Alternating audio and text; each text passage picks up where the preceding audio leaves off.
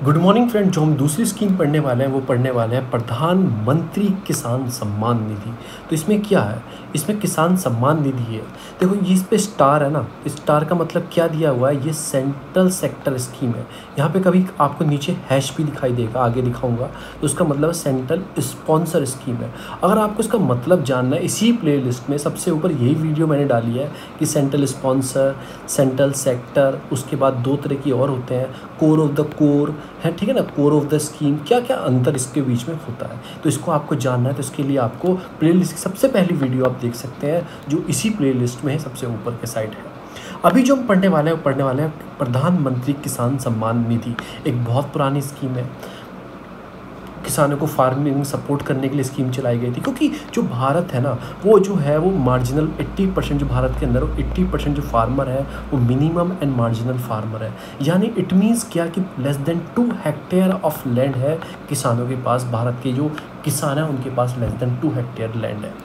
अब इसमें क्या किया गया कि ऑलमोस्ट जो 13 लाख जो मतलब कि इन एलिजिबल जो बेनिफिशियरी थे वो रिसीव करते थे इतना करोड़ रुपए अंडर द स्कीम। मतलब कि जो ऑलमोस्ट 13 लाख, जो 33 लाख 33 लाख के आसपास जो इस स्कीम को एलिजिबल भी नहीं थे लेने के लिए, उनको इतना पैसा वो रिसीव करते थे। तो कुछ इसमें मिसमैच था, उसको ठीक किया गया, उसको चेक किया गया और बाद में ठीक किया गया।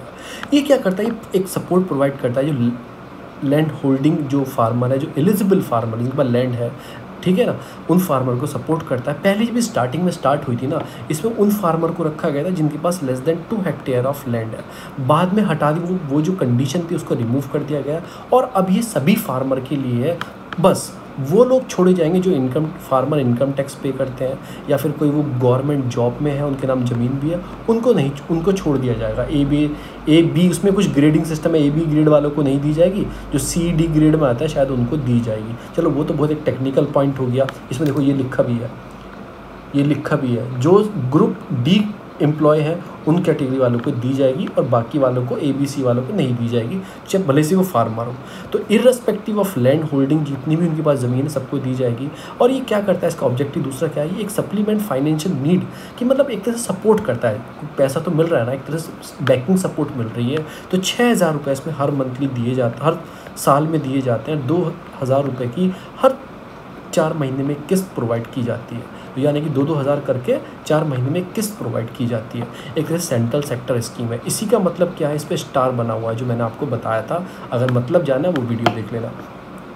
ये इनकम सपोर्ट करता है 6,000 रुपये की पर ईयर दिया जाता है। ऑल द लैंड होल्डिंग, जितने भी फार्मर लैंड होल्डिंग है 3 इक्वल इंस्टॉलमेंट में दिया जाता है, 2-2 हज़ार की हर चौथे मंथ में।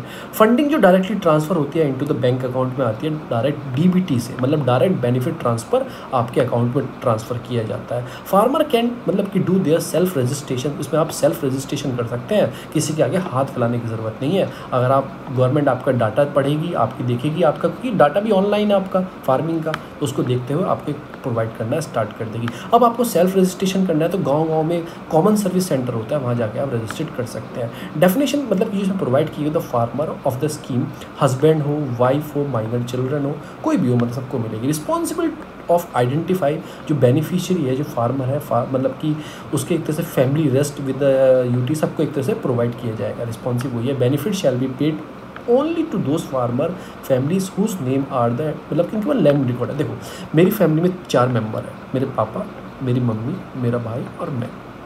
मेरे पापा के नाम भी ज़मीन है, मम्मी के नाम भी थोड़ी ज़मीन है, पापा के नाम भी थोड़ी ज़मीन है, भाई के नाम भी, सबको मिलेगी। ऐसा नहीं है कि एक ही मेंबर को मिलेगी आयुष्मान की तरह की। पूरे चारों मेंबर में से एक ही आदमी को 5 लाख तक का वो मिल सकता है। क्या मिलता था, इंश्योरेंस मिलता था आयुष्मान भारत में, पूरी फैमिली को मिलता था। पर ये इंडिविजुअल को मिलेगी जिसके नाम लैंड रिकॉर्ड है। एक्सेप्टेड किसको नहीं मिलेगी, कोई फॉरेस्ट ड्वेलर है, मतलब कि या नॉर्थ ईस्ट स्टेट का Jharkhand which is the separate provision for the land record, तो उन वालों को नहीं। उनके लिए जो फॉरेस्ट ड्वेलर होते हैं ना, उनके लिए अलग रिकॉर्ड लैंड रिकॉर्ड होते हैं, उनको ऐसा कुछ नहीं, उनके लिए डिफरेंट स्कीम चलाई जाती है, उनके लिए अलग है।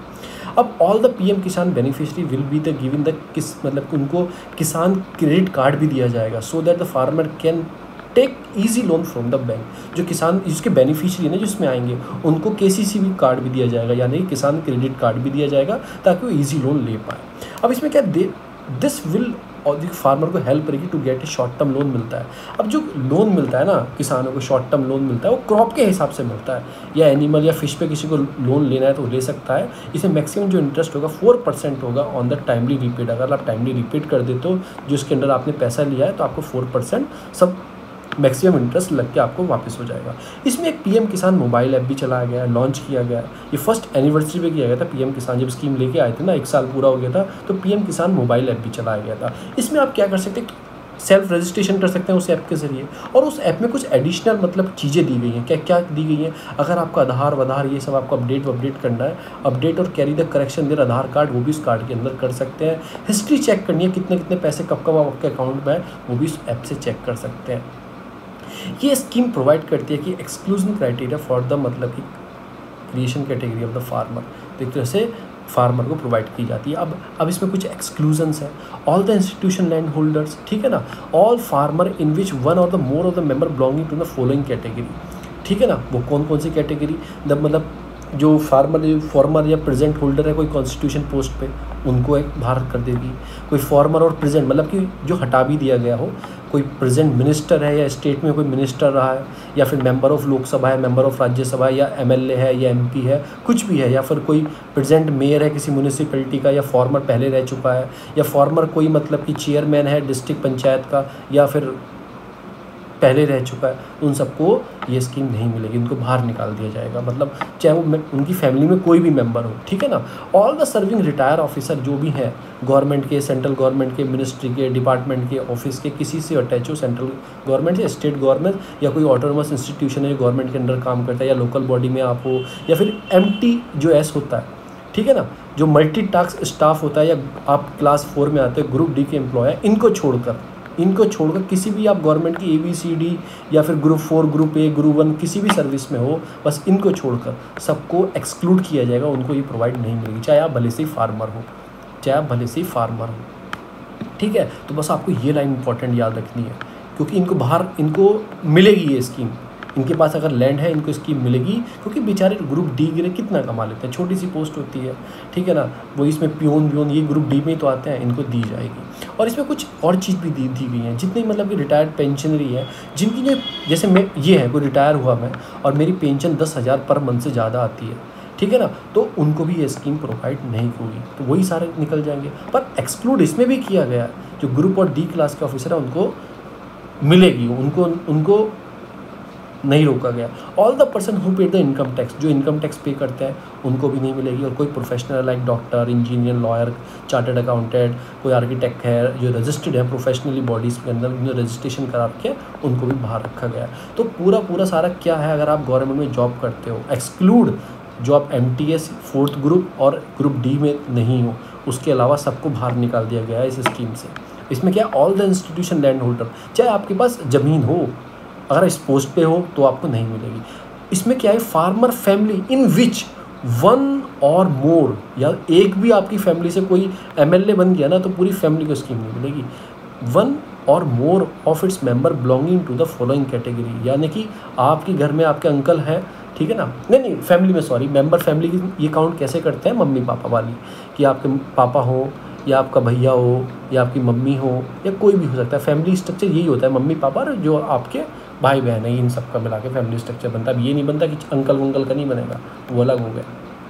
तो इसमें से आपका गवर्नमेंट जॉब पे तो आपको इस स्कीम से बाहर निकाल दिया जाएगा। तो प्रधानमंत्री कृषि सम्मान निधि हमने कंप्लीट की है। नेक्स्ट क्लास में हम पढ़ेंगे formation and promotion of 10,000 new farmer, जो आपकी ऑर्गेनाइजेशन है FPOs। देखो इस पर क्या है, स्टार मार्क है, ठीक है, ये भी सेंट्रल है होगी। अब मैं आपको एक चीज़ और बता दूं, आगे हैश मार्क है, तो ये क्या हो गया, ये स्पॉन्सर हो गई। तो इतनी वीडियो रखेंगे। Thank you so much. Please like करें, सब्सक्राइब करें, शेयर करें। और आपको उसकी PDF चाहिए डेली बेसिस पर, आप हमारा टेलीग्राम ग्रुप ज्वाइन कर सकते हैं, डिस्क्रिप्शन बॉक्स में उसका लिंक है। बहुत बहुत धन्यवाद।